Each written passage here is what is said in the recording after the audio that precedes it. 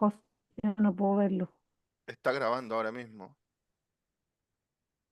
Hola. Súper. Aparece ahí que está grabando. Ahora mismo. Sí. Ya. Yarima, cuando ustedes me digan si quieren, no sé si le digo yo al profesor que comience la clase directamente. Sí, Cuando ustedes sí, digan, podemos cuando ustedes comenzar. digan. Mira, ya estamos en la hora, ya pasaron Sí, 4 minutos. Yo creo que ya ahí va llegando la gente, pero yo creo que ya podemos comenzar. perfecto.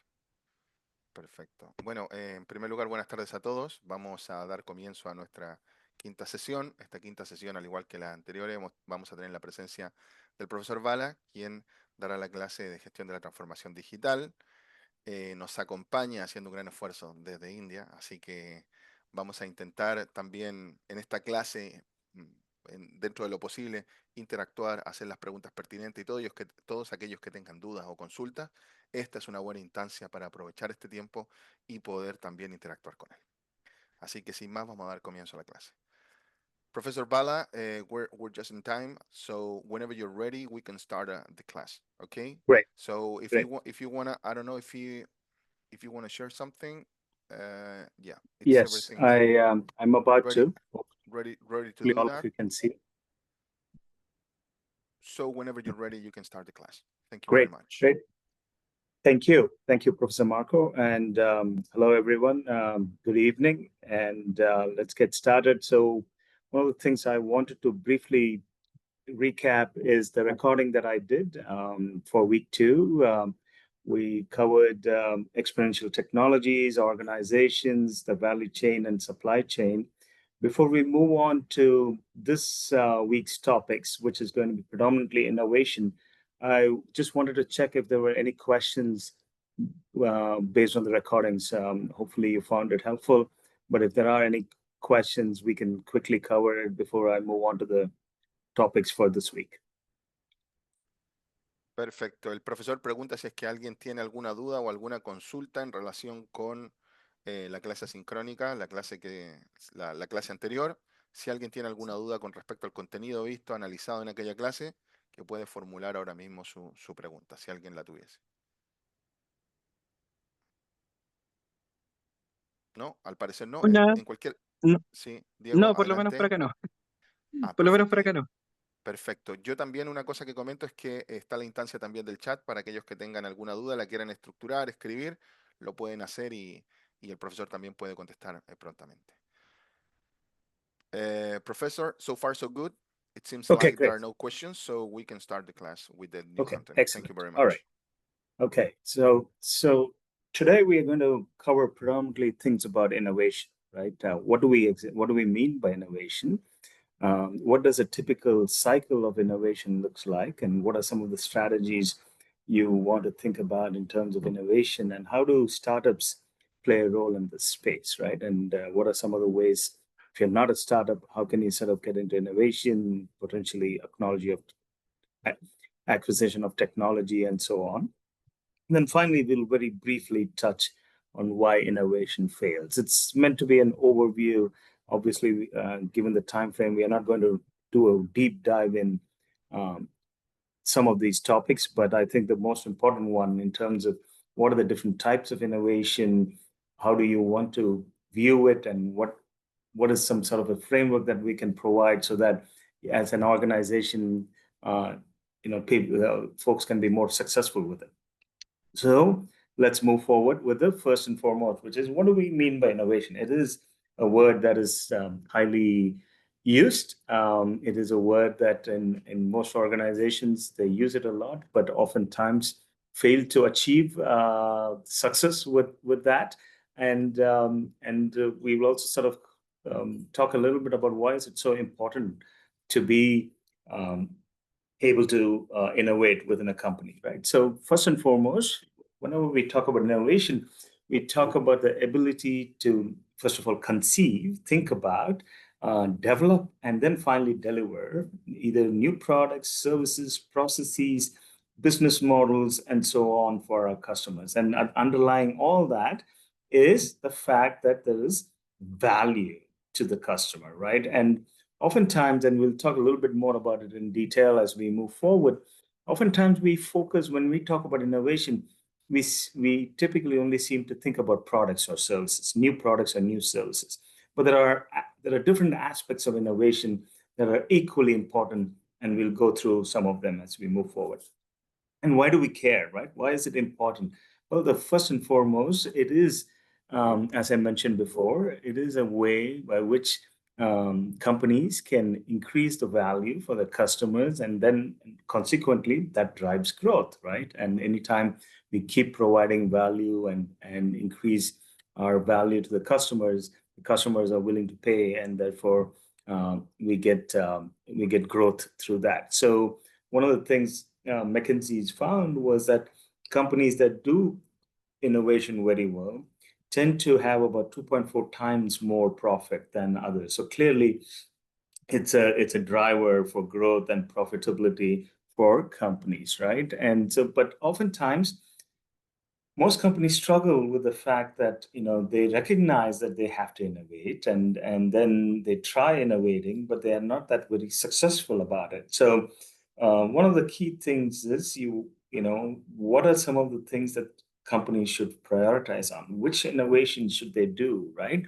And something very simple may help them is to just answer these simple questions. First of all, who, right? Which is basically what kind of need are we talking about? It's your existing customers, or are we really talking about something innovation where potentially your customer or market segment is changing, right? So who is the customer and what problems are we trying to solve, right? And by the way, are there any macro trends that drive customer change? So this is important, especially in the world that we currently live in, with AI sort of being pervasive and influencing almost all aspects of business.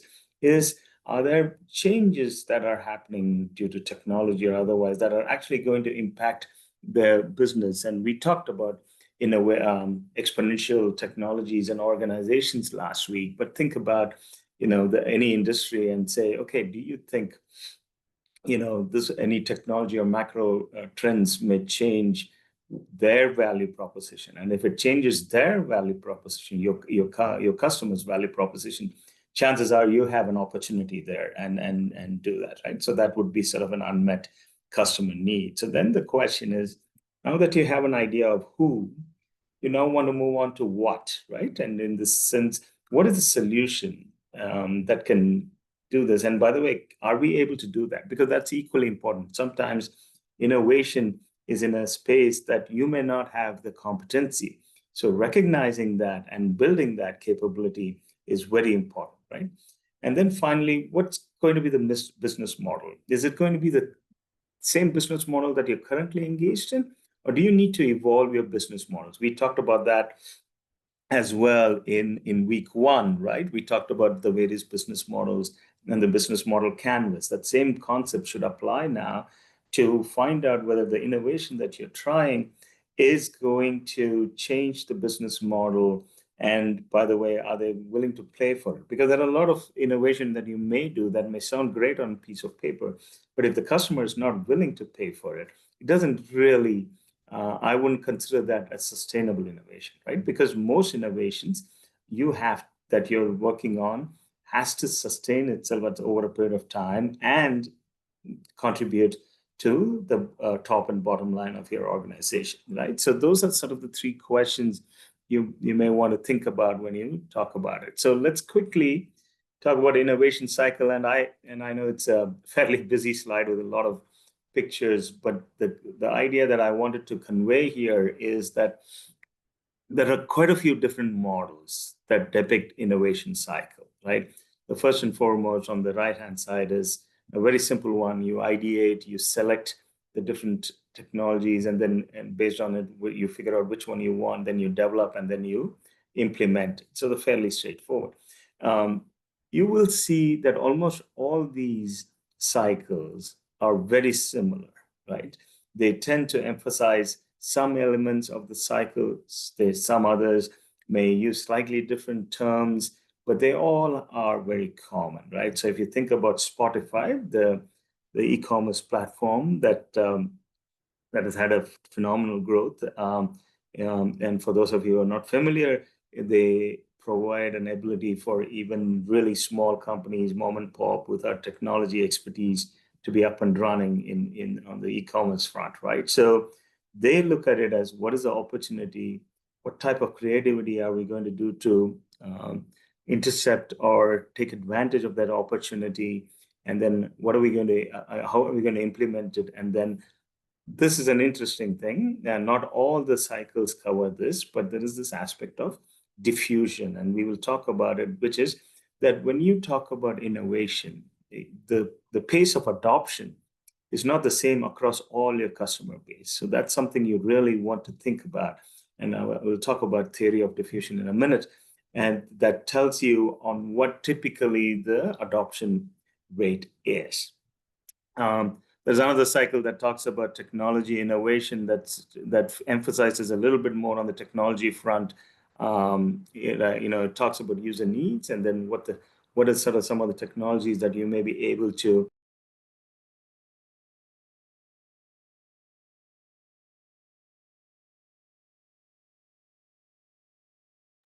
Oops, sorry, I got muted, but I'm okay now.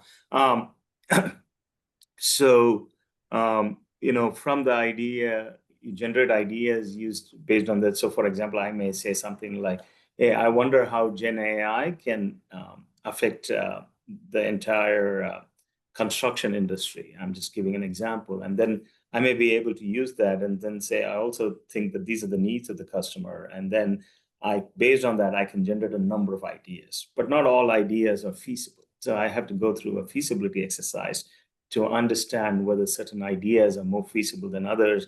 And then I may develop and test it with a small pilot just to see how things are. Then I may deploy it. And then based on the feedback I'm getting, I may assess and refine it, and then I can scale it, right? So that's yet another way in terms of what an innovation cycle is. And finally, there is a simpler one, which is let's discover the problem and define it, right? That's in the design stage. Then we build a prototype, then we validate it. And then if valid, right, let's scale and commercialize. If it's not invalid, let's first of all end it, but learn from it as well, right?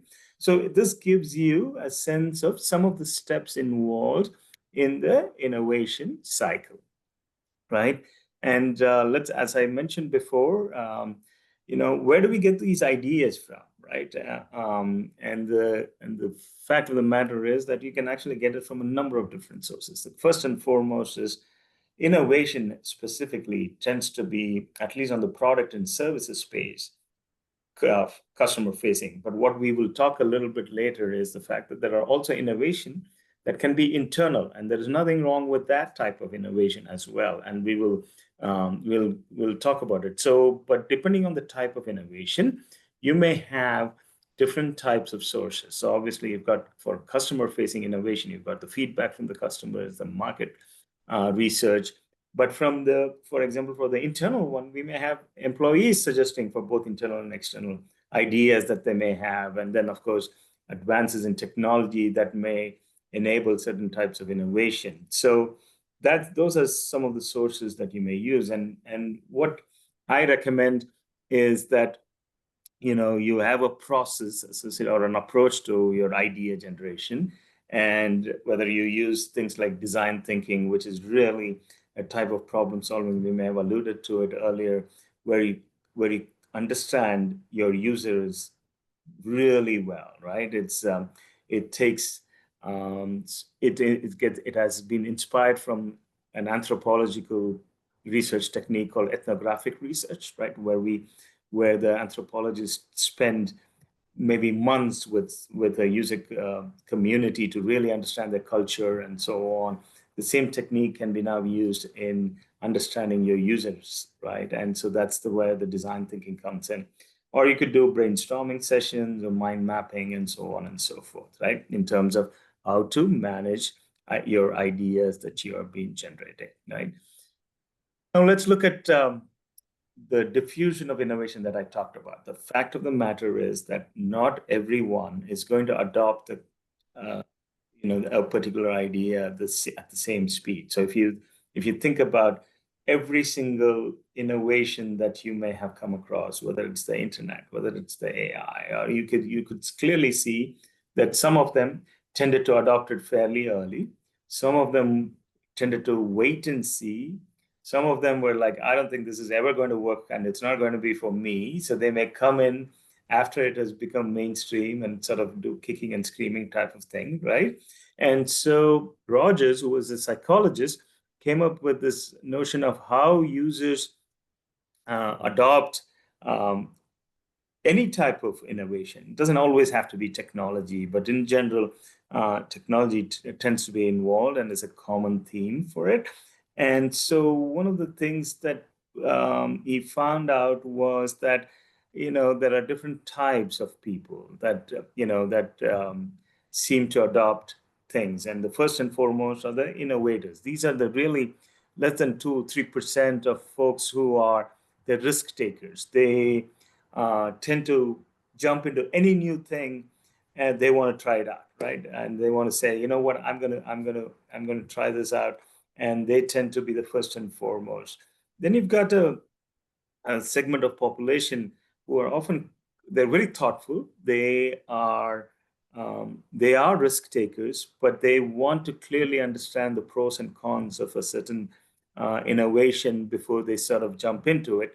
And these are the early adopters. These are the critical folks who tend to adopt, tend to give you feedback, tend to sort of recognize what aspects are working, what are not working, and provide that type of feedback, and you can iterate on it. And then you have the early majority who are more conservative. They don't want to go around taking a lot of risk, but they are also clearly they understand the implications of what a particular innovation may do to their thing. And when they see that the early adopters are getting a lot of traction and that those companies seem to be benefiting from it, they jump in and they get into that, right? So it's like think of these as a normal curve, and obviously these are not precise numbers. These are more approximate numbers that typically this is what you would see for a particular adoption. These are the early majority. And then you get the late ones, which are, they don't want to take these risks. They're willing to say, you know what, I don't think we need to go around chasing every new innovation. But once it's sort of gone mainstream, they say, you know what, I think we need to do this because this will provide value for us. And they jump in. That's the late majority. Then finally, the laggards, the ones who come kick and screaming. At this time, this is not considered an innovation anymore. This is where everybody is using it. It has become mainstream. So think of e-commerce as a good example right now, right? Nobody now, if somebody says, I need an e-commerce thing, they are not considering it as an innovation. They're considering it as a necessity that they need to get into this side of business because innovation is that particular technology has become mainstream now. And so these are the laggards, right? And they are the ones that, okay, so it's very important for you in your company or for anyone in the company, if they are into the innovation, to understand who your innovators and early adopters are, right? So if you just think that everyone is going to embrace your innovation, then you are probably set up for failure, right? Because you are not going to find everyone in your customer base who are willing to embrace it at the same level of adoption. So you want to identify who your innovators and early adopters are and the early majorities, and the rest will follow, right? So that is something that Rogers indicated that has been proven to be pretty accurate, because more often than not, most innovation adoptions follow this particular curve, so to speak. So what are Professor? some of the facts? Yes. Excuse me. Yeah. Hi. In the last page that you showed us, This one? there was, yeah, that one, right one. The laggards, you mean that is the group of person that don't adapt to the innovation cycle? Those are the laggards? I would say it's not so much as adapting. I would say they get in when it is not anymore an innovation. So what I mean by that is that more than 80% of the people or companies are now using it. So they are now saying, okay, if I don't do it, it might be more of a survival for me. But at that time, this is not a new technology anymore, right? So think of it from that, or new innovation anymore. Think of it from that perspective. So this could be that, if you think about the early innovation type of thing, right? And if I am Blockbuster, I think we talked a little bit about this company a while ago, and Blockbuster didn't feel that the internet would be at the stage where people could stream, movies and so on and so forth, right? And so they did not understand that technology enough to say that could be a threat to us, and streaming over the internet. Innovation could be a threat to us. And so sometimes the laggards don't survive anymore, or sometimes they do survive and then they adopt it and then they get on, right? So that's what we typically talk about when we talk about laggards. These are the ones who are always late to that particular innovation. Doesn't, in some cases, it may be okay. What I would suggest is most companies should try to be in this early majority and late majority, ideally in the early majority phase, because if not, at least in the late majority phase, because if you don't do it here, chances are you're going to be playing catch up, right? And you're going to be at a disadvantage because everyone else, at least 80% of the companies that are out there, your competitors and so on, have adopted that. And now you are playing catch up, right? And so you need to make sure that you can get that. And so that's one of the things that, I was talking from an emphasis of what companies should do who are innovating. But let's say companies who are adopting the innovation should also be careful to see whether whether they fall under here, in which case, as a culture, perhaps those companies are not willing to take a level of risk that they may want to start thinking about how to change their culture, right? That's essentially what that is. Hope Okay, that's clear. thank you. Yeah, thank you very much.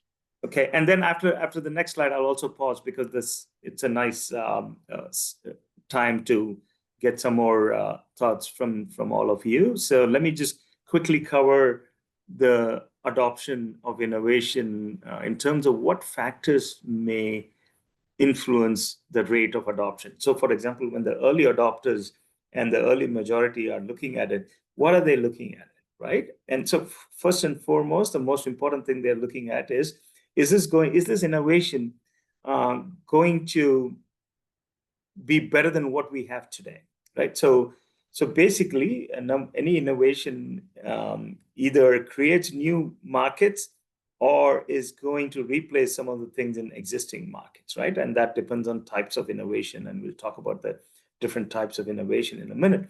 But so the first and foremost is this better than what we have?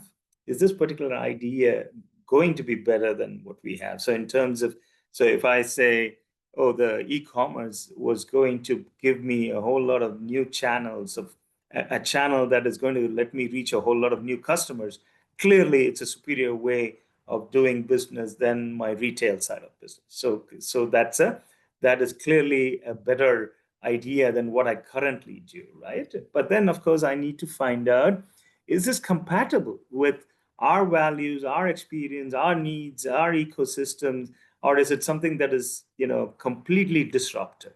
And the more compatible it is, the easier it is for me to adopt it, right? Doesn't mean that if it is not compatible with my ecosystem, I shouldn't look into it, but it makes it a little easier if it is completely compatible. How difficult is it?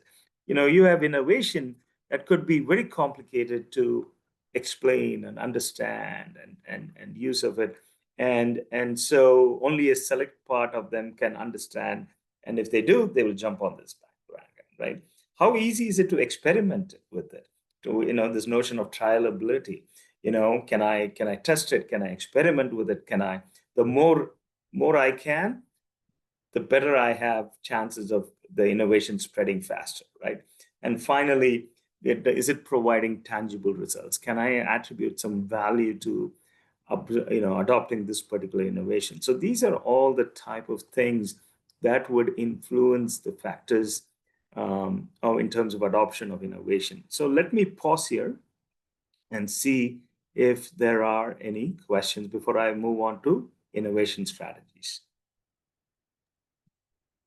Perfecto, entonces aquí vamos a hacer la primera pausa para ver si existe alguna duda o alguna consulta. Muchas gracias, Paulina. Te he escrito por el chat, pero te aprovecho a decir muchas gracias por la pregunta también. La idea es que utilicemos estas pausas para poder formular las dudas, las consultas que surjan de el contenido de la presentación. Bueno, no sé si alguien tiene alguna duda, alguna consulta que en este momento quisiera compartir. Es el momento, sobre todo relacionado con los ciclos de innovación, la innovación, las etapas, tal como ha explicado el profesor. No sé si alguien tiene alguna duda sobre estos aspectos. Yo tengo una duda, profe. Sí, adelante. Can you hear me, ¿La quiere Mr. formular Bauer? directamente? Perfecto. Yes, I can. Yeah. Yes. My question is, how do a company know in which phase is located? I mean, if they're a company who is adopting on a technology, how do they know which phase are facing? Thank you. Yeah, that's a good question. So two things. One is how do I know which company, I mean, which phase am I in typically? And I think that goes towards the culture of the organization. All organizations, I feel, should be self-aware. What I mean by that is they need to understand what is their culture about. And when I say culture, I specifically talk about a few things, which is, does the leadership take some risks? Are they willing to bet on some technologies that may not be fully mature, or ideas or innovation? Are they willing to take some risks, or are they conservative? And one of the things that I really strongly talk about when you talk about innovation is how do we treat failures, right? What is our culture when it comes to failures? If we panic whenever something doesn't work out, chances are we are not in the early adopter phase, because the more early adopter or early majority phase you are, the more risks or the more you will run into failures, in the sense that you will try a few innovations or you'll try some innovative ideas and some things may not work at all. Are you as a company willing to take that as part and parcel of your innovation? Or are you one of those who says, oh my goodness, I don't know why we are wasting our time and money and effort in doing things that don't seem to have any benefit, right? Even if you're that type, if your company has that type of culture, chances are you are in the late majority, or laggards, or perhaps in the tail end of the early majority, right? Think of this as a continuum and not as something very discrete. So that could be one. So, or if you are a company who is willing to take, what is called moonshots. So think about a company like Google, right? Google started playing around with autonomous vehicles, I think around 15 years ago. And they have things that they're trying to look at, internet for everybody through balloons and stuff like that. So they were willing to take risks, and a lot of those ideas or products or innovation hasn't made it to the market, right? A lot of them were failures, but they're willing to do that, saying, for every 5 or 10 things that fail, I may get something that is fantastic, right? That I may continue to build on it. If you're in that type of culture, then you probably know that if I'm innovating something, and if I feel that companies like Google or Meta or Tesla may be my clients, I may say those seem to be early adopters, because they seem to be willing to take some risks and doing that, right? So on both sides, you want to understand what your culture is. And also, you want to understand what your competitors are doing. So for all of a sudden, if my competitor has got a higher gross margin, I'm just giving you as an example, right? My gross margin for my company was in the average or slightly above average with my peers, right? When I'm comparing it and benchmarking it. and now all of a sudden I see a company that seems to have a much higher gross margin, then I know, because we all were doing something very similar, but then I know they have adopted something that is giving them an edge from an efficiency perspective, from an improvement in the margin perspective. And so then I know that perhaps there is some innovation that I'm not leveraging and I'm maybe slightly late to the party. So your culture, your competition, right, the leadership, they all need to sort of assess themselves so that they have a good idea where they fall into the thing. And typically, it is not a, we may recognize that certain innovation are more important to our company than others. So just because I'm a laggard in one innovation doesn't necessarily make me laggard in all innovations, right? So that is that nuance that I want to make sure that every company looks at. But I would say that these types, your culture, your ability to take risks, your ability to deal with failures, your competition, evaluating yourself with your competition in terms of where you fall in your margins and all that, and all the key metrics that I may look at from an efficiency perspective, they all should contribute to your assessment on which part of the stage of that particular innovation adoption cycle you are in. Hope that explains the question. Thank you so much, sir. You're welcome. Any other question? That's a good question. ¿Existe alguna otra duda, alguna otra consulta? ¿Alguien que esté interesado en formular la pregunta? Lo puede hacer directamente o también puede compartir en el chat, no hay ningún problema.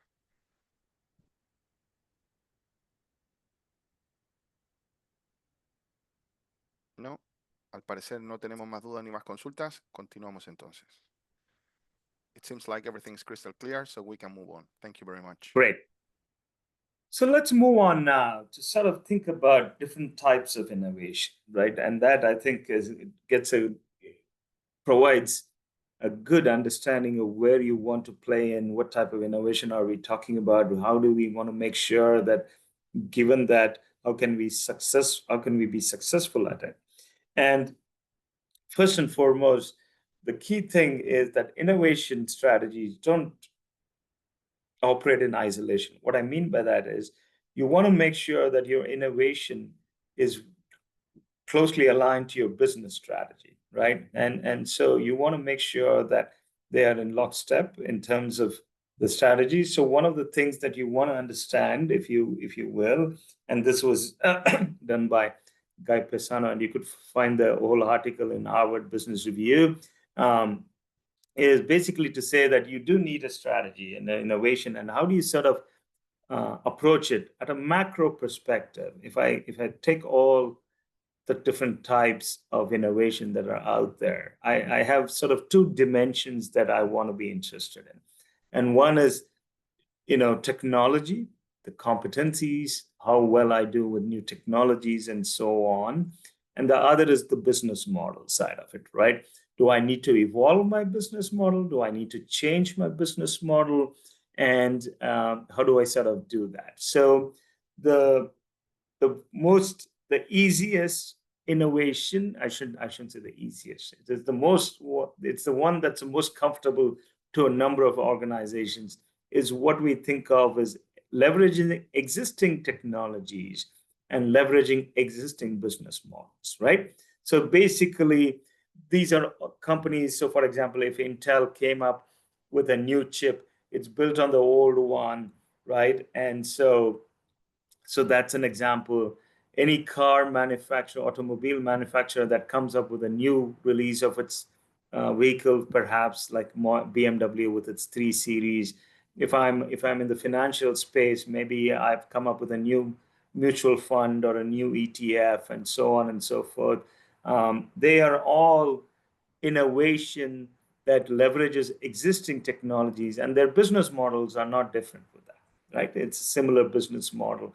And this is where a bulk of innovation takes place. And there's nothing wrong with it. People sometimes say, oh, it's just a routine thing, but routine innovation is equally important, right? Routine innovation oftentimes is the driver for companies. And so, for example, a company like Intel, with its X3, X86 chips as was growing for decades together, right? In terms of the thing that they did, but the same company didn't sort of anticipate AI and the macro trend of an AI, and so now Intel is playing catch up with compared to other chip manufacturers like Nvidia and AMD and so on and so forth.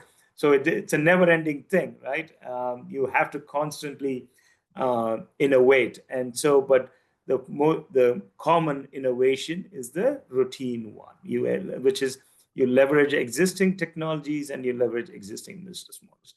The other one is what we often are referred to as disruptive innovation. This is where Clayton Christensen came up and coined that term, right? The disruptive innovation and sort of the chasm. And there, what you typically look at is you look at existing technologies, but new business models, right? So all of a sudden, you've got open source software companies doing things. You are looking at, for example, a business model now in automobiles where you say, you don't have to own a car, you just lease it whenever you want, but pay me a subscription or whatever it is. So everything in terms of technology is still the same, but the way we are now looking at a business model is different. So, and the one that is quite common that has been very successful is if you think about the mobile operating system, right? You've got Apple iOS, and now you've got Android, and everything else is gone, right? I mean, they may still be there, but they're very tiny percentages, right? Whether it's Windows or mobile OS or BlackBerry's OS and so on and so forth. So if you think about Android, their success was not necessarily around technology. Their success was more around giving away the operating system, right, for free. They did not charge the operating system. So they felt that as I get more access and adoption, it's easier for me to do that. So that's sort of a disruption in the business model that they came up with and were reasonably successful with, right? Then you get into technologies that are new that you need to adopt, that you need to sort of think about. And some of the examples are the entire, sort of this space of biotechnology in terms of DNA sequencing, trying to look at DNA and your genome sequencing, rather, not just DNA, onto how identifying which gene is responsible for which disease and how do we sort of manage that.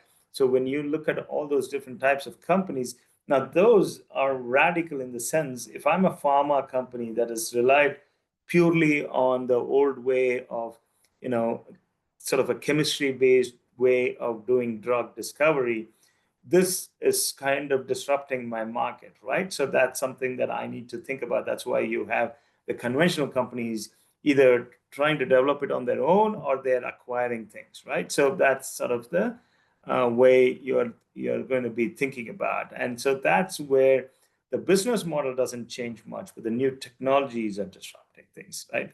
And finally, you've got what they think of us as architectural, where both the model and the technology is changing. So classic example for this is your digital pictures and so on. So where, not only did the technology change from an analog picture taking, from a film-based picture taking, but the business model also changed. Remember the days when, some of us are older than others, but we would go and spend money for buying films so that we would then put it in our cameras and then get it developed and then go buy the next set of films, right? So that was the business model.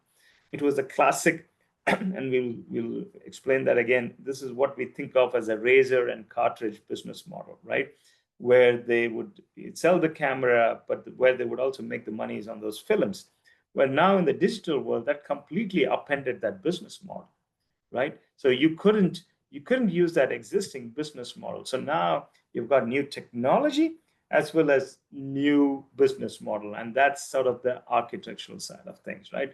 I mean, we are talking about potentially maybe 10 years from now, or who knows, maybe even earlier, that every individual may have some personalized medication, right? Medicine that is not necessarily one for a number of people for a specific disease, but it might be that they completely understand what my challenges are and sort of try to fine tune it from that perspective, right? Another architectural thing was the whole internet media, right? The business model changed for them as well. So those are some of the examples. And the reason this is helpful is that you can sort of, when we think about your innovation, you want to understand where you fall in this, right? And if it is a routine innovation, chances are your market segment, the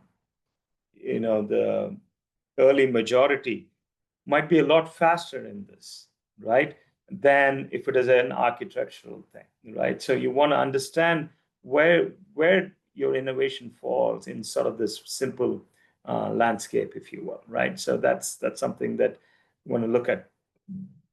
But then what we also want to think about is what type of innovation is it, right? And then again, there are different types of innovation out there, but I particularly like the one that Larry Keeley, Ellen Waters, and Pickle, these guys were all, some of them were founders of an organization, a design organization that heavily relied on innovation, and some of them are academia. And what they have come up, and they also have a book called 10 Types of Innovation, the sort of the discipline of building breakthroughs. And what they have done is they've sort of looked at and said, there are different types of innovation, because one of the things they observed while they were interacting with the organizations is that most companies, when they talked about innovation, seem to be focusing on this offering side of the equation, the product performance and the product systems. And very few were sort of focusing on the business model side of things, the network, the structure, the internally focused, if you will. And very few were focusing on the external in terms of how they engage the customers, how they did their branding, and so on and so forth. So what they have sort of looked at is a model that has got three major types. One is called the configuration, the other is called the offering, and the third is the experience. And the configuration is focused on the innermost workings of the enterprise, right? And that's equally important. It may not be the sexy type of innovation, but it is actually very successful type. Then, of course, the offering, which is what most oftenly talked about, and then finally the experience. Let's sort of look at each one of them through the lens of a company, right? So that it's very clear to you as to what type of thing that is. Here, in terms of innovation, in terms of the model, business model or profit model, you want to think about ways to do this is that perhaps it's raising prices. You're at a premium price thing, or you've come up with new ways of using, right? Maybe it's a metered use or subscription and so on. So think about, what Tesla did with its automated, driving thing, where now they've introduced a subscription model for it, right? It's a monthly price. They were initially on the once and done thing, and now they're sort of moved to subscription side. So how you innovate on your business model is an important one. And the most famous one, and which has been used by a lot of other companies since then, is the whole notion of the Gillette profit model, right? In the Gillette, 100 years ago or so, or roughly around that, their razor was, the pricing model was, you had to pay a lot of money for the razor, and the cartridge was almost free. Okay, and so in those days, actually, people would go and sharpen those cartridges and get them done, and they continue to reuse it. And one thing Gillette realized is that their patent was expiring, and they needed to figure out, because others could also play in the same space, how do we sort of continue to do this? And they did this wonderful business model innovation where they flipped the model, where they said, when the cartridge was cheap, now we're going to make it the more expensive one, right? So and then give away the razor, or almost make it a lot less, right? This was so successful in terms of driving their growth and profitability, that other companies are doing something similar. So it's often called it is the cartridge, razor and cartridge model. So think about what others have done. You can think about printers, for example, HP, right? They sell the printer, but where they also make a lot of money is in their cartridges, right? So you got to keep buying the cartridges again and again, right? That we've already talked about Kodak and its film thing. Every time you had to go buy the film. So that's the cartridge equivalent, right? So that's the real good innovation on your business model and your pricing. So you could potentially think about that as one of the innovation things, right? So that's the first one. The second one is what is often referred to as a network. And this is where you, especially these days, very few innovations take place in an isolation, that one company just innovates without collaborating or leveraging other partners and sources and so on, right? And so that is something that you want to leverage. You want to leverage the network, and now you can even leverage the open source or crowdsourcing leveraging. It's not even a company. You can just say, there are lots of talented individuals out there. Let me just try to leverage those individuals, right? So a couple of companies that do this fairly well or have done it before. One is, of course, GlaxoSmithKline. They have a very formal structure to their network in terms of how they leverage it. They, in fact, do what is often termed as a co-innovation approach, where a bunch of companies get together with all the different R&D challenges and say, how can we solve these things? I was a client of Tata Consultancy Services once, and they had something very similar. They, in fact, called it co-innovation.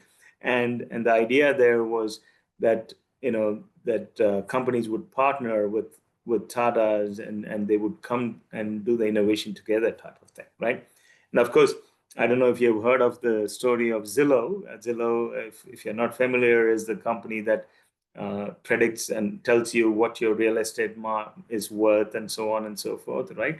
That prediction, that price prediction as to how much a particular thing is worth, they actually crowdsourced this. They ran a challenge, and different individuals got together as teams, and the winner got $1 million, and now you have Zillow, a great innovation in terms of what it did. So that is the leveraging the network type of things, right? That's another type of innovation.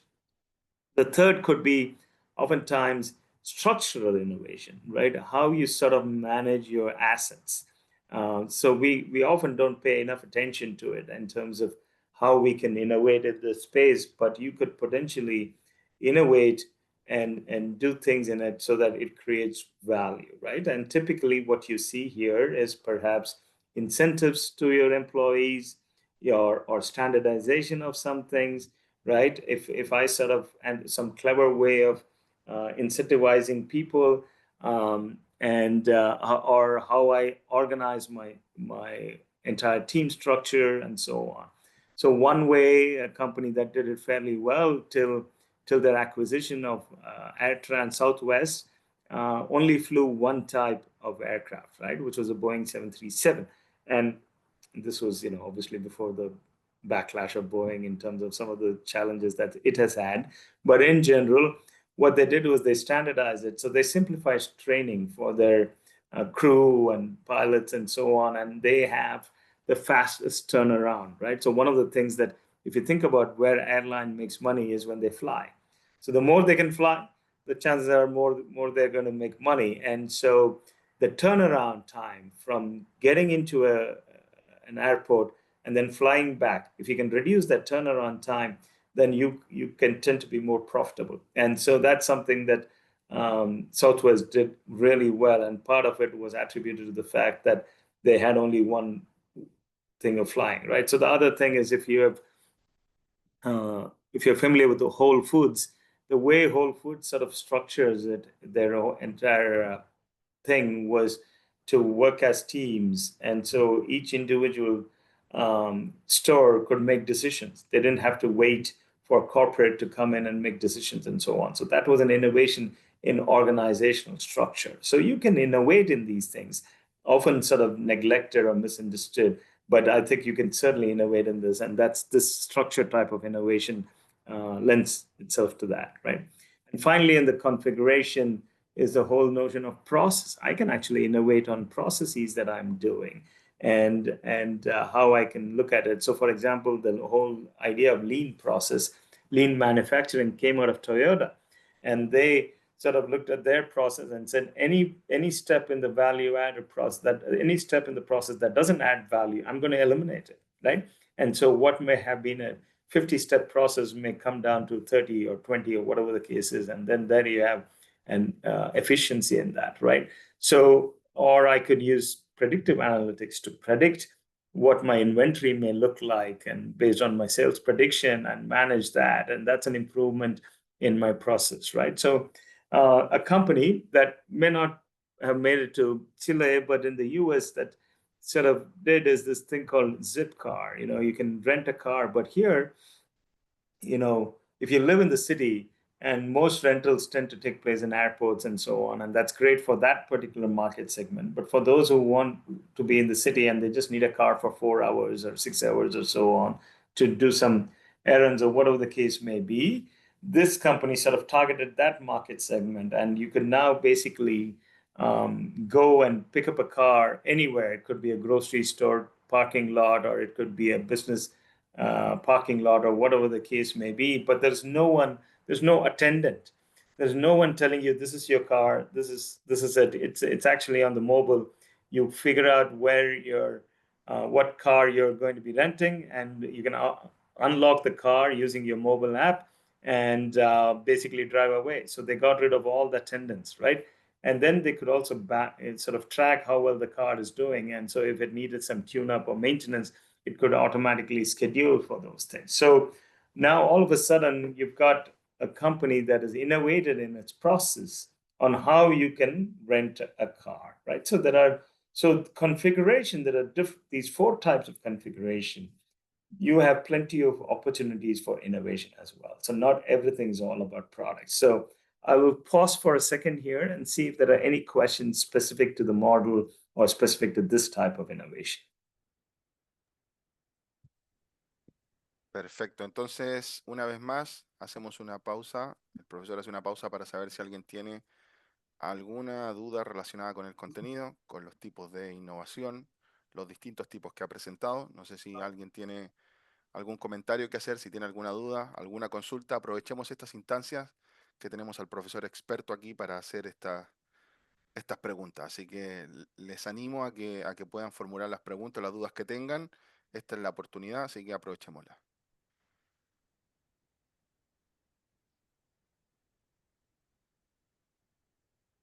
No, al parecer innovación ha quedado clarísimo, ¿sí? ¿Alguien tiene alguna duda ahí? ¿Veo algún micrófono abierto?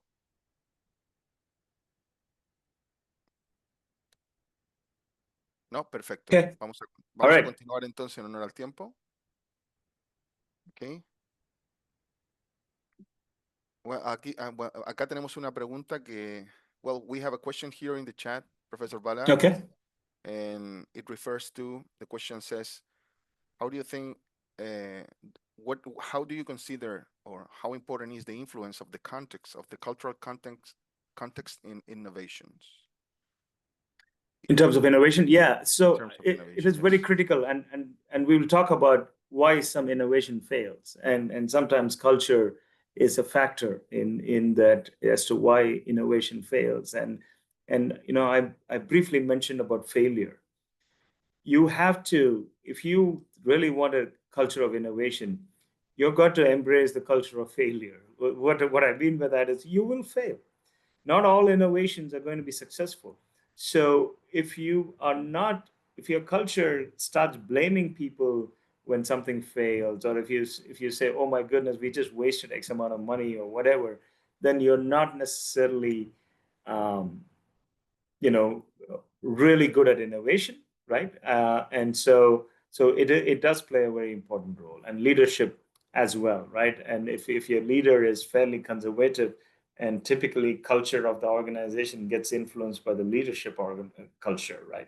And so that will play a role as well. So it does play a pretty critical role. And I have a slide which talks about different factors that are responsible for failure of innovation. So that's something you will look at. So. Okay. Perfect. Thank you very much. No sé si alguien tiene alguna otra duda o una consulta. Aprovechamos. No, Mario dice que muchas gracias. Well, he thanked for the answer. So, All right. so far so good. We can continue. Thank you very much. Yeah. So let's go to the second type of innovation, which is the most common one. This is the whole notion around products and services. When we talk about innovation, we talk about products and services typically, right? Most of our conversations about innovation tends to be in this space. And the first one is sort of this whole thing around product performance, right? How do you sort of come up with products that add value, or is a new product that is sort of for a new part of the segment of the market that perhaps has been ignored or neglected. And so typically here, how the innovation tends to be around adding value, delighting your customers, driving growth. And the idea here is sort of simplification, customization, and so on and so forth. And an example, I wanted to give a non-technology example here, is there is this company called the OXO Good Grips company. And the story goes that the founder saw his wife struggle with peeling potatoes and so on when she started having arthritis, and apples, potatoes, and so on. And so one of the things he said was that I need to come up with a better peeler and better, friendlier tools in the kitchen. And so worked with a couple of designers and came up with better grips and so on for these, and launched it. And clearly the product was more expensive, right? It was the potato peeler, I think, was almost 5 times more expensive than a regular one, but it became extremely popular. In fact, it got acquired a few years ago by another company. And the idea here is that this is a classic example of understanding your users, right? It's almost like empathizing with them. And in this case, it happened to be personal experience, but that's sort of some of the things you typically find in the product space, right? The other thing is, what is your, how can you sort of innovate on offerings in terms of a systematic way? So what here you typically do is you bundle products, right? And you say, together, they are going to be so helpful for you to do it. And they work very well, right? In terms of how one product can work with the other product, and maybe you can embed something in it and so on. And the most popular example is all about Microsoft Office. If some of you were old enough to recall, about 20 odd years ago, you could buy just Microsoft Word, you could just buy Microsoft PowerPoint, you could just buy Microsoft Excel. But then what they did was, hey, listen, we think that all these tools individually are great, but if we can bundle all this together into a productivity tool called Microsoft Office, you can benefit more from it. So now, if you think about it, most of us don't even think of looking at a subscription as a separate thing for Office or for Word. We just say, oh yeah, I use Microsoft Office, right? Then they started adding more to it, Outlook and so on and so forth. And so you've got an innovative way to bundle existing set of products into a bundle, and you can buy it. That's one of the things that a lot of companies who are in this space try to do, which is to say, how can I bundle my existing suite of products so that I can provide more value to the customer, and consequently, I can also make more money based on the value that I'm providing, right? So that becomes important. Now, obviously, this will only work if they work well together. Those elements within the bundle have to have an advantage. There's really no point in just saying, oh, I've got two products in my suite and it's a bundle if there is no advantage to in terms of interoperability, right? So for example, in Word, I can embed an Excel spreadsheet and so on and so forth, right? And or a PowerPoint Excel spreadsheet and so on. So they need to work together, right? And that's key in when you get into this type of offering.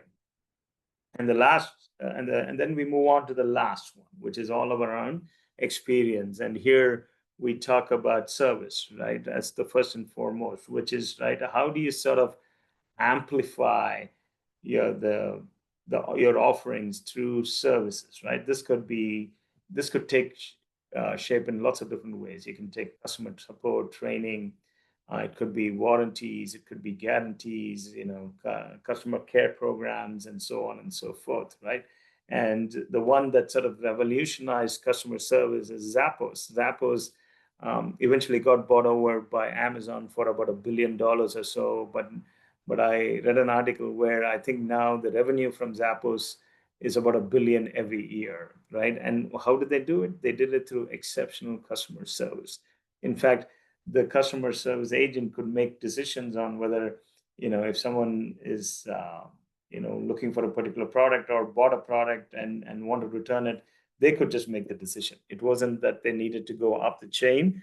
And they said free shipping, or throughout 24/7, right, as well as returns and so on. And you could, and if there was a product that was missing but the customer wanted it, they were allowed to even go purchase it from the competition and then ship it to them. Just imagine that, right? So that level of care was very rare. In fact, it's now become something Amazon has taken that whole insight around that, and they're now shopping that as a service so that people can take a look at it. And I know Professor Marco is probably more experienced than I am in this space, where they're looking at different ways of innovation around services. Rolls-Royce, for example, is now looking at ways to, rather than selling its product of an engine, is now looking at a subscription model for that, right? So these are all innovations that take place in that service space, and something that is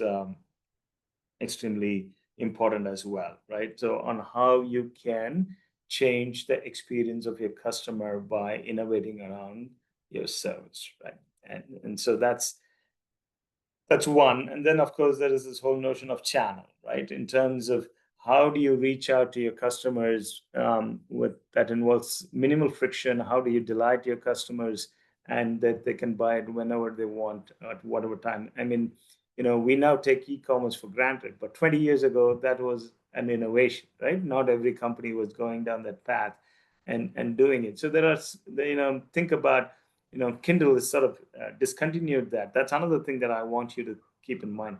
Innovation, like anything else, will have a life cycle. So don't expect that innovation to continuously always be providing value, right? So for example, Amazon, when they initially came up with this thing called the WhisperNet, right? Which is essentially, it had a network that was proprietary in nature. You could perhaps read an article about a particular book that you are interested in.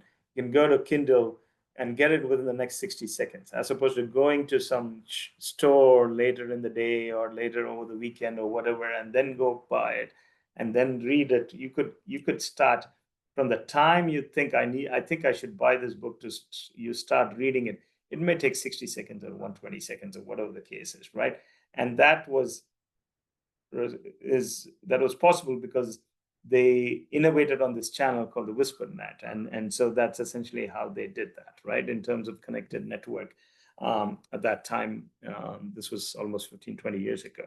And then, of course, you've got the brand. You want to make sure that you can innovate in something where people can automatically recognize that that's the company, and that has become more than a slogan. It perhaps transcends and becomes a way of life, if you right. Or you can sort of weave, if you have an existing umbrella or brand, you can sort of add more to it from that brand, and right, so you can do it that way as well. Then one of the more famous examples is Nike, right? That thing about just do it. Started off as a slogan, but became a cultural movement, if you will, right? And they saw phenomenal growth as part of the innovation around that brand, right? And so this particular one focused on personal achievement and athletic excellence, if you will, right? So you could innovate in brand as well, right? And finally, you got the customer engagement. How do you sort of make sure that you can continue to develop a long-term relationship with your customers, move from a transactional nature to a relationship that is over a long period of time, right? Where the customer feels vested in the product, right? And so they are very loyal to you. Apple is fantastic example here. Those who go purchase iPhones are willing to continue to do so. They're willing to stand in line anytime a new product comes along, and you get into loyalty and community building and so on. And another company that is not a technology company, but is the Sephora, right? Cosmetics side of things.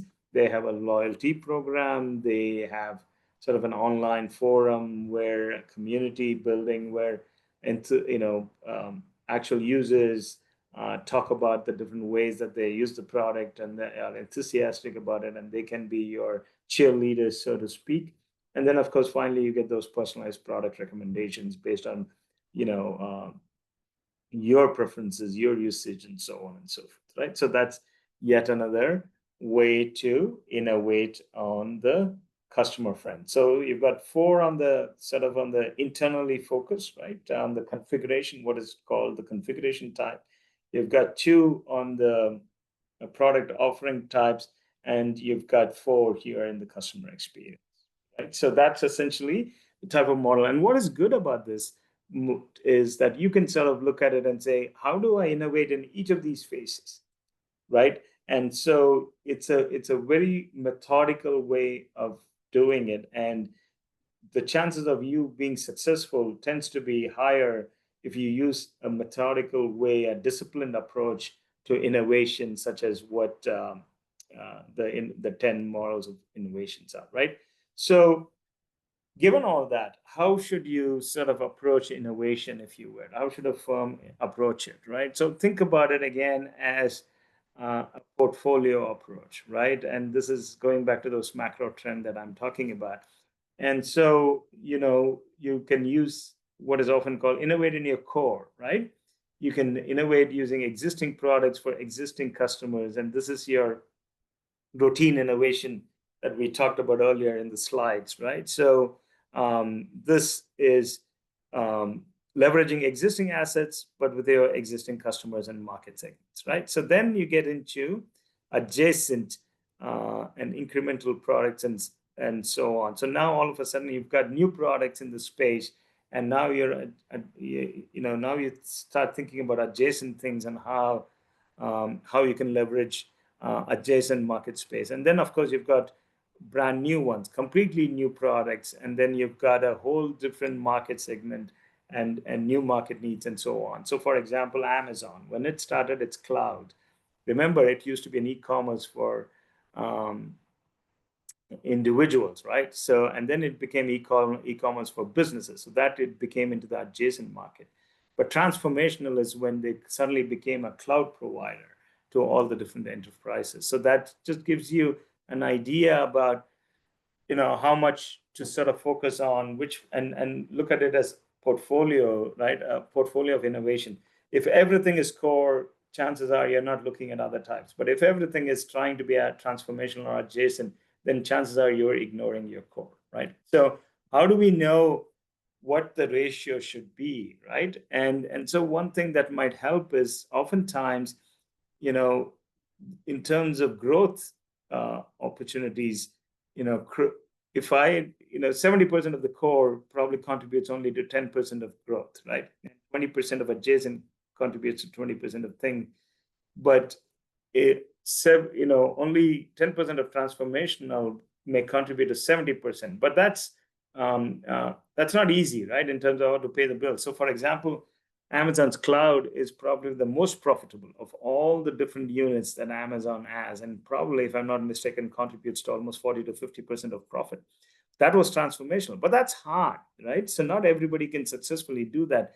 And different industries may have different allocations. So if I'm a consumer goods space, my primary focus would be on the core, right? So I may have a ratio of 80, 18, and 2 or so on. There is not a whole lot of transformational going on. But if I'm a technology firm, I may contribute 15 to 20%, maybe even more on transformational, right? This is not prescriptive. It's just a guideline, just to give you an idea of how much you may want to invest in, if you will. And so it could depend on the type of industry you are, the culture of the organization, and so on. And so that would give you a good handle on how you can go about in terms of allocating resources for these different types of innovation, right? So let me pause again as we finally move to the last stage of startups, and then perhaps talk a little bit about why innovation sort of fails. Perfecto, nos detenemos una vez más, simplemente para saber si hay dudas o consultas relacionadas con el último contenido, ¿no? Los distintos tipos de innovación. Si no, continuamos rápidamente y dejamos para el final las dudas o consultas que puedan existir. Muy bien, muchas gracias. So we can continue and we can lead if you want Excellent. more time at the end, so we can exchange Yeah, views and perspectives. absolutely. Thank you very much. Thank you. So one of the things is, as all of us know, that startups tend to be one of the more innovative things out there, right? So if you think about the sheer number of startups that became innovative when they were very small and now are what are often called unicorns, right? And those that are worth more than $1 billion in terms of their worth. It's really startups that fuel the whole innovative thing, if you will. And they are at the forefront of innovation. Why is that? Well, first and foremost, that they tend to be risk-taking in the sense that if their idea doesn't work, they're out of business. So that's like they're vested in, they're all or nothing type of thing. They can take the risks associated with it. They don't have to worry about their existing customers. That's actually one of the key points, because oftentimes when companies struggle is that some innovations may disrupt their existing customers, and they have a really hard time doing that, right? So that's something. Their culture is startups don't have a lot of bureaucracy, right? So decision making gets really fast. They can move a whole lot faster than things, and finally, of course, they can commercialize their whatever their innovative thing is, whether it's technology or process improvement and so on. And just gives you an idea. I just thought it would be interesting in terms of citations of patents. Once a patent is granted, how often is that cited? And if you can see here, more often than not, startups have a huge advantage in that because it's often being used, right? So look at it. So one of the things that companies do is, especially established companies who can't really operate at a startup way or find it really hard to do so, really look at different ways to collaborate with startups, right? So you can do what is called, often have something called a startup accelerator. So you could have a rapid startup growth, and these are basically ways to have startups. Maybe it could be grants, maybe it could be others, the ways that you can get involved if you're an established company. Or you could set up an innovation lab, right? It's basically internal innovation. You're focusing on it, and you're trying to come up with new products so that you have a dedicated innovation lab associated with it. Or you could do strategic partnerships, right? You could sort of talk about with different companies and say, hey, let's work together and innovate in these spaces, and so on and so forth. And finally, you could have a venture fund, right? So if you look at Google and Microsoft, all of them tend to have venture funds that they run, where they are investing in it in interesting startups, and then you get not only do you get a financial advantage, but you also may get strategic advantages, right? Because you are much more aware of what is it that they're doing, and so that you can incorporate that into your own business, right? Or you could do what is often an acquisition route. So in other words, you can just go in and say, I just can't do this anymore. Let me just go ahead and acquire it, right? And that's a very innovative way to gain a competitive advantage. So when you know that a particular company is well established, and so now you got to go in and do it. So a good example was Waze. The tool, when you were driving, could tell you that there is traffic building up, or there's a cop, and so on and so forth, which was really crowdsourcing, right? Sorry, not funding. Crowdsourcing. Basically, someone would say there's a cop, and someone would say, yeah, the cop is still there on the mobile. And then it would build it, and it would won the rest of the travelers.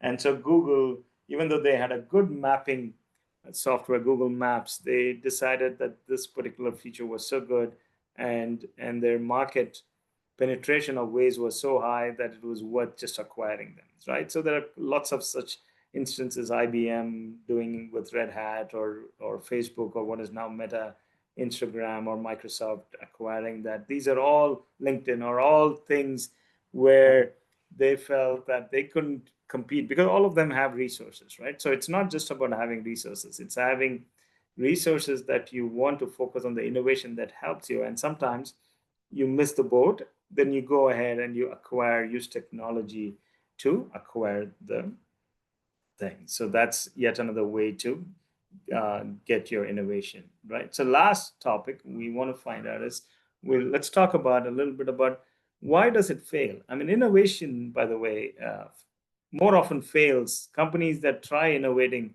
more often fail than they succeed. Why is that the case, right? And so some of the things that we talk about is lack of strategic alignment. I alluded to this earlier, right? I spoke about the fact that if you are just innovating and just doing it in a silo fashion without aligning to strategic alignment, chances are you're going to fail, right? And sometimes you're not paying, depending on the type of innovation. If it's an innovation that is on the experience side or on the product offering, if you're not paying enough attention to the needs of the customer, or if you're internal, if you're not paying enough attention to the needs of the users or employees, then chances are you're not going to be very successful, right? Obviously, execution is a big thing. If you sometimes don't even have the capability to do that, chances are you're not going to be successful, right? This is the internal resistance is partly culture, right? I think someone had asked about the question about culture, and I was giving you the answer. This is part of the culture.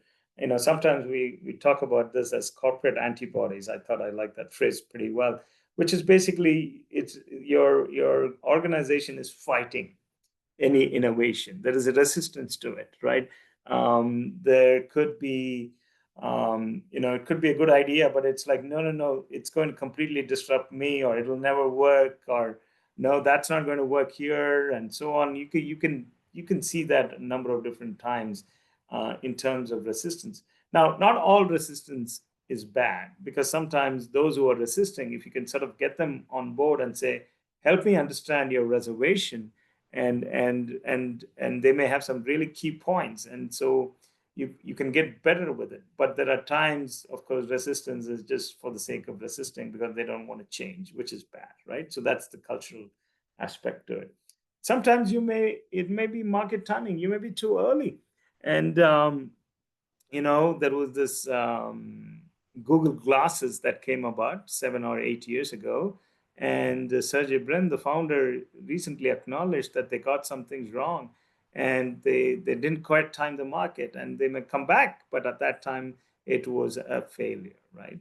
And sometimes what you may have is an innovation that may work extremely well in a lab or in a pilot environment, but you just don't know how to scale it, right? So that if you don't really have a very good handle on the diffusion model we talked about earlier, Rogers diffusion model, and if you don't really know how to scale it, then that might also be one of the factors for failure, right? So if you sort of look at this common things, here is a combination. And by the way, it's never one reason. It's always a combination of reasons. But here's was a research that was conducted, and culture came up 70% of the time, just to give you an idea how important culture is in innovation, right? So if you look at the histogram, the bar chart here, you're looking at not engaging in customers and employees is very high, right? Cultural support is pretty high. Top leadership, lack of support from them, right? Misaligned strategy. So you get the idea. This is pretty much all the factors that contribute to it. And the key here is that you learn from your failures, right? And so you want to make sure that you are constantly doing it. And so when you're coming up with an innovation, you want to also understand how are we doing on these four things, right? How is it aligned to strategy? How is our culture? Are we on board with it, right?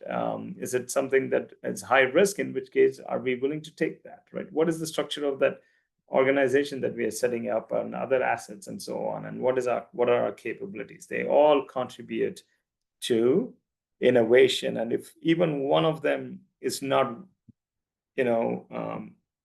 working very well, then you're going to run into some challenges, right? So what I thought would be good to end with is a case study, if you will, about Kodak. And I don't know how many of you know, Kodak was obviously one of the more successful camera providers when it was analog, right? And when digital camera and that technology came, Kodak failed. But not too many people realized that actually the digital camera was invented in Kodak. And so here we have a company that has successfully come up with a technology, but still didn't capitalize on it, right? And so you've got, there are actually communication between the person who was responsible for the invention and the senior management, and where the senior management said, listen, yeah, it is great, we recognize it, but it's going to completely cannibalize our business, right? Our existing business model. So here is this thing of, remember that 2x2, where you had new technologies, new business models, and the architectural type we talked about. This was an architectural innovation. And if executives don't recognize that type of innovation, you can't ignore it, right? So they said, let's wait for a couple of years. Let's not talk about this. But if you don't cannibalize your business, somebody else is going to, right? So you want to be very cognizant of that. You can't be so focused on short-term profitability, and so they couldn't. And so from 1975 was when that technology was invented, but it obviously exploded in the 80s and 90s. And finally, Kodak had to declare bankruptcy. Now, of course, they've come out of it. They're a successful company, but they are now more of an industrial company. They're not a consumer company anymore. So they completely let that. So that's one example. I mean, the other one that I always talk about is Xerox. And Xerox was innovative enough to set up this thing called Park Place in the around the mid 70s. And they got around 100 brilliant technologists and said, let's form sort of a thing and let them do whatever they want for the next 18 months. And so they let them do whatever they wanted. And then they went and took a look at some of the presentations, and they said, well, none of this is aligned to what we do today. We are in the copier business. But some of the technologies that came out of it pretty much revolutionized computers, software industry for the next 3-4 decades. You're looking at trillions of dollars of business. So Ethernet, the networking concept of Ethernet came out of Park Place, which was part of Xerox. The graphical user interface that you take for granted today came out of Xerox at that time. In fact, the story is that Steve Jobs went for a demonstration to Park Place and said, oh my goodness, we got to put this into our Lisa and Macintosh. And that's the first step of the graphical user interface. I mean, you've got, the data warehousing guru came out of it. I mean, you can name it on and on and on. So they were sitting on all these, but they just couldn't monetize, and they couldn't figure out that these were adjacent models, right? These were adjacent market segments. And so how to sort of navigate that side of it. So it's very important to clearly understand what type of innovation are we talking about and how to sort of use one of these frameworks or whatever it is to really make yourself successful. Because it would be unfortunate if you've developed the technology and then the rest of the world is sort of enjoying it as opposed to you enjoying it, right? So that's one of the key things and take away from as to why some innovation fails. So I'll pause here. We've just got about 2 to 3 minutes. and happy to take on any questions. Perfecto. Thank you very much, professor. Muy bien. Vamos ahora a abrir el espacio para las dudas, las consultas, así que cualquier duda, cualquier consulta que puedan tener referente a los modelos, si alguien tiene alguna duda sobre alguna otra empresa, el tema de la temática de innovación que hemos visto hoy día, adelante, pueden formular sus consultas ahora. Así que aprovechemos esta instancia.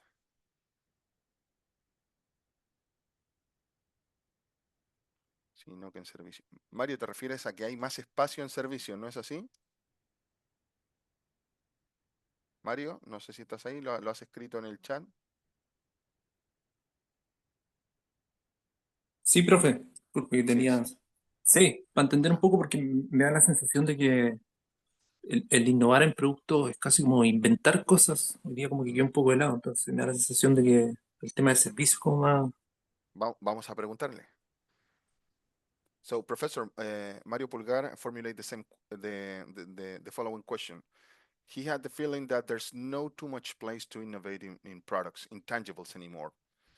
And it seems like the tendency is to innovate in services. What's your opinion about that? I would probably say no. That's not the case. I would say if you think about products and if you think about innovation, it's continuing to go on. Now, what may be happening is that the innovation in product may be more around platforms rather than just one single product. There is this concept of platform where you can sort of innovate. But if you think about all the things that are going on, especially in the AI space, it is really more around the platform innovation as opposed to just services, right? That doesn't mean that there is not a lot of innovation going on in services. There are, absolutely, especially in the non-software world. And Professor Marco and I had a conversation about it once, where the software industry has sort of really done a good job on the services side for quite some time, but the manufacturing space now is innovating on services. But if you continue to look at products, the innovation is continuing on it, and I don't see that as something that is going to stop anytime soon. But what I also think is that there are opportunities for innovation in other places, like the configuration type of innovation or the experience type of innovation. But I would say to you, platforms is really the place where a lot of software companies are innovating. Perfecto. Thank you very much. A ver, veamos si es que surge alguna duda, alguna otra consulta por aquí. ¿Alguna duda, alguna consulta más? Aprovechemos esta instancia. No tenemos todo el tiempo un profesor como el profesor Bala para poder hacer estas preguntas. Here, Muy bien, adelante. I will try to do my question in English. Okay, Adelante. Sure. Professor. I'm thinking on this. What is the point of separate the innovation and the do better something? Let me explain. We have a innovation idea, okay, and voy a hacer en español esta parte. No tengo la palabra exacta. Sí, cuenta. Tengo una idea de innovación, pero también Sí. tengo una idea de hacer algo mejor, que nosotros le llamamos a esto optimización. Vale. What is the point of separation in the innovation at the ¿cuál es la palabra sería para Optimizar, ¿no? optimization? Claro, Sí, sí, sí. for optimization. What is the point of separate this innovation at the optimization? Yeah, I mean, the question is if Yeah. first of all, if there's any difference between optimization and innovation, and what's the point of differentiating both concepts or both areas? Yeah. Right. So it's a great question. So if you think about optimization, right, what are we typically looking at? We are trying to look at operational efficiencies, right? How we do certain things better and so on. And then I would say it's the incremental aspect to it, right? So I can achieve that through innovation, but those types of innovation tend to be on the configuration type of innovation, right? The thing around process improvements, the thing around structural assets, and so on. And there's nothing wrong with that. But optimization often is focused only on that side of it, right? It rarely gets into business model changes, and it rarely gets into the architectural type of innovation that I was talking about, the new business opportunities, because optimization tends to focus on existing market. It does not talk about adjacent markets. It doesn't talk about new markets, usually, right? And that's where innovation comes in. But I do want to make a point, that question that you asked, I don't see innovation to be completely separate and diverge from your existing businesses. Remember what I was talking about, that innovation needs to be aligned strategically to your company's strategic objectives, right? So don't think of it as something that is happening outside of your organization. What you really want to think about is how can you incorporate that? But differentiating between optimization, which tends to be more around existing business, existing customer base, and more around incremental improvements. Whereas innovation, you should look at all the other types of innovation that we talked about, disruptive, architectural, because optimization will almost always be in the routine innovation, right? It won't be in those other things. So I think it's good to broaden it and differentiate between optimization and innovation. Good question. Hope that is clearer. Very Thank you very much, clearly. Professor. Thanks, teacher. Muchas gracias por tu pregunta. No sé si existe alguna otra pregunta. ¿Alguien tiene alguna duda, alguna consulta que quisiera formular? No, si no es así, yo le diría a Yarima, creo que ya estamos en el tiempo. Yarima, no sé si tú dejamos un espacio más para una última pregunta. Lo cerramos, Bueno, como tú digas. una pregunta corta porque ya estamos en el tiempo, Marco. Perfecto. ¿Surge aquí alguna pregunta más? Si alguien se anima. I have the same questions about the comparison between innovation and digital transformation. Great. So think of innovation as one of the components of digital transformation, right?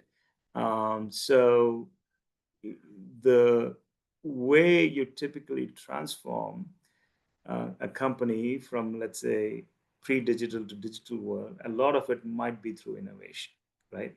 So they are complementary, but just because I'm innovating, I can innovate without transformation, right? I can go in and improve a particular process, and I have not really transformed my company. So I would say they're not the same, but typically a digital transformation may involve certain types of innovation. But just because I'm innovating doesn't necessarily mean the reverse is not true. Just because I'm innovating doesn't necessarily mean I'm transforming my organization through a digital transformation. Hope that helps. But that's why we are learning this, right? Because we are learning about innovation because it's a critical component of digital transformation. Perfecto. Okay, and between the automatization? Say that again? Comparing digital transformation with automatization. Automation and yeah, that again, automating something, I would put it in the same bucket as optimization of things. The automating something typically tends to happen at the process, right? So automating could be the process innovation we talked about. The type of innovation that occurs in process is typically what automation would do oftentimes, right? Now, if you're doing something completely different in terms of new business models, new ways of doing things, then automating might lead to that type of innovation. So take Tesla, for example, right? Tesla's, the way of automating the whole driving experience, could have started off with saying, let me help the driver to get better, and so if he's getting tired, that maybe they can use it. But then the same concept, they're now using it for robo taxis, right? So now they're coming up with taxis. Now that is a whole new business model, right?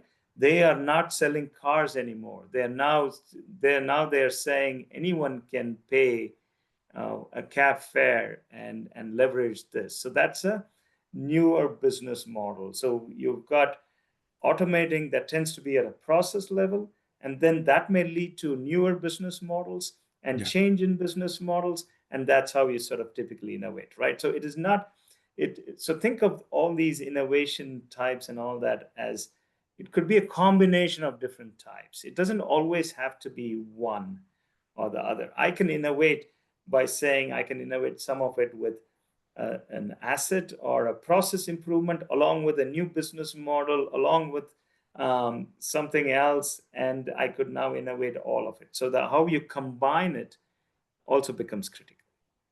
Very clear. Thank you. Okay, Professor, thank you very much for this class.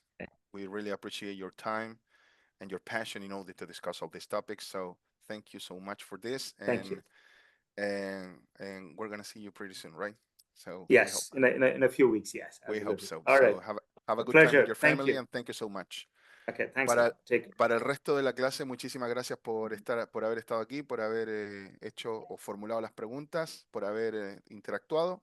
Les agradecemos entonces y damos por terminada la clase.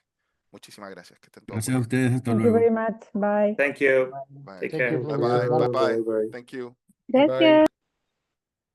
Gracias. Hasta luego. Hasta luego. Hasta luego. Gracias. Hasta luego, que estén muy bien. Hasta luego.